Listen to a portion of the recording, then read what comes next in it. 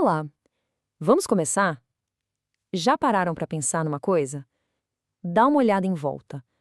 Cada palavra que a gente lê, cada ícone no celular, cada logotipo que reconhecemos de longe, tudo isso só funciona porque nós compartilhamos um sistema quase invisível de significados. Hoje, a gente vai desvendar esse sistema. Vamos mergulhar na semiótica, a ciência de como a gente cria sentido a partir do mundo. Mas como é que isso acontece de verdade? Como que um simples emoji consegue transmitir uma emoção? Ou como um meme vira uma piada interna para milhões de pessoas, assim, do nada? Bem, não é mágica não, é semiótica. E ela nos dá basicamente as ferramentas para decodificar o que está por trás de tudo isso. E para a gente entender bem, nosso caminho vai ser bem claro. Primeiro, o que é semiótica, né? Depois, vamos conhecer os dois pais da ideia e os tipos de signos que eles sacaram. Aí a gente vê como isso se aplica na cultura e, no final, por que essa habilidade é tão crucial hoje em dia. Vamos lá. Então, primeira parte, o que é semiótica? Pensa nela como se fosse uma lente especial, sabe? Uma lente que permite que a gente enxergue as estruturas escondidas por trás de toda a forma de comunicação. Ela revela como o significado é, de fato, construído. O ponto central é esse aqui. A semiótica não pergunta só o que isso significa, mas sim como é que isso passou a significar alguma coisa. Desde o jeito como as palavras funcionam até o porquê daquele ícone de um aviãozinho de papel num aplicativo significar enviar. É esse processo, a criação do sentido, que nos interessa. A semiótica moderna foi fundada, olha que curioso, por dois gigantes intelectuais que trabalharam de forma totalmente independente. Um na Europa, super focado em linguagem, e o outro lá nos Estados Unidos com uma visão, assim, muito mais ampla. Vamos conhecer as ideias deles. De um lado do Atlântico, a gente tem o linguista suíço Ferdinand Saussure. Para ele, o centro de tudo era a língua, que ele via como um sistema superestruturado de signos. O que é genial no modelo do Saussure é a simplicidade. Ele divide o signo em só duas partes: o significante, que é a palavra falada ou escrita, tipo árvore, e o significado, que é a imagem mental de uma árvore. A grande sacada aqui é que a conexão entre os dois é totalmente arbitrária.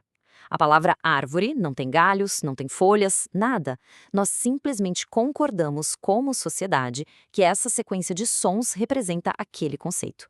Agora, do outro lado, nos Estados Unidos, o filósofo Charles Sanders Peirce enxergava a semiótica de um jeito muito mais abrangente. Para ele, era uma teoria sobre toda a experiência e o pensamento humano.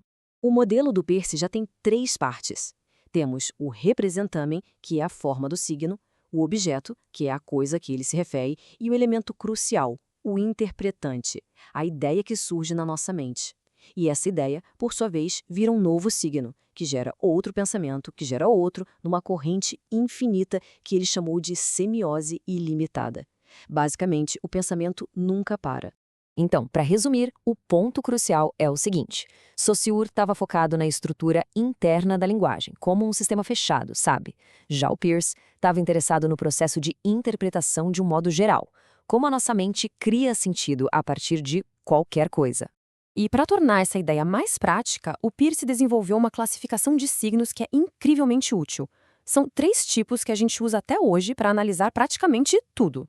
O primeiro tipo é o ícone. A conexão aqui é bem simples, é semelhança. Uma foto se parece com a pessoa, o ícone de uma casinha no celular se parece com uma casa. É direto, é intuitivo. O segundo tipo é o índice.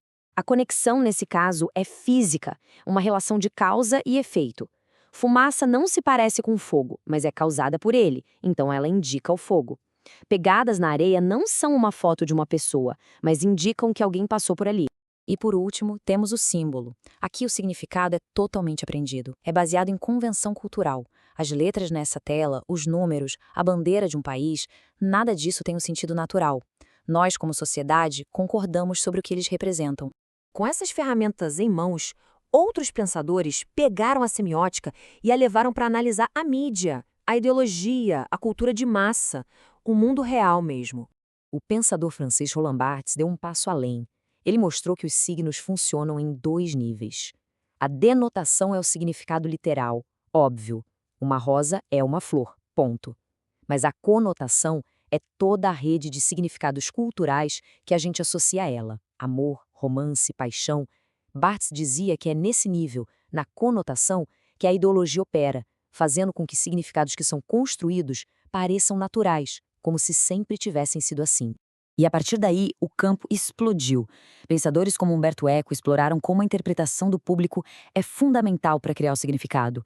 Outros analisaram as estruturas secretas que existem em todas as histórias, de contos de fadas a filmes de Hollywood.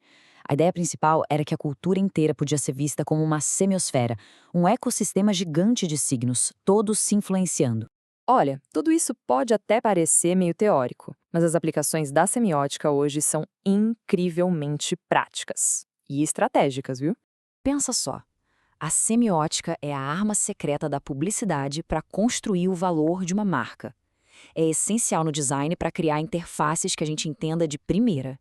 É usada na política para construir e para desmontar narrativas. E até a base de como a inteligência artificial está aprendendo a entender o mundo, interpretando e gerando signos por conta própria. E essa é a grande lição. A nossa realidade não é algo que a gente simplesmente acessa diretamente de forma pura. Ela é o tempo todo construída e mediada pelos sistemas de signos que estão à nossa volta. Isso tudo deixa uma pergunta final no ar, né? Ao olharmos para o mundo com essa nova lente, quais significados estamos simplesmente aceitando como naturais, sem nem questionar? Fica a reflexão, como é que a realidade está sendo construída para nós, neste exato momento?